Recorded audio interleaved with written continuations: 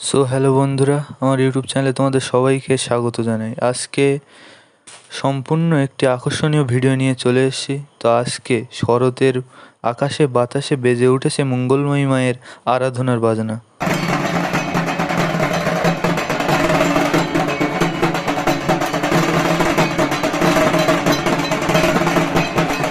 আর সেই মঙ্গলময়ী মায়ের প্যান্ডেলের প্রাক প্রস্তুতি চলছে অসংখ্য বাঁশ ও কাঠ দিয়ে। তো আমি এখন দেখাচ্ছি কালীতলা বাজারের পূজা প্যান্ডেল। সুদক্ষ শিল্পীরা তাদের শিল্প নৈপুণ্যতা দিয়ে কিভাবে ফুটিয়ে তুলেছে প্যান্ডেলটিকে।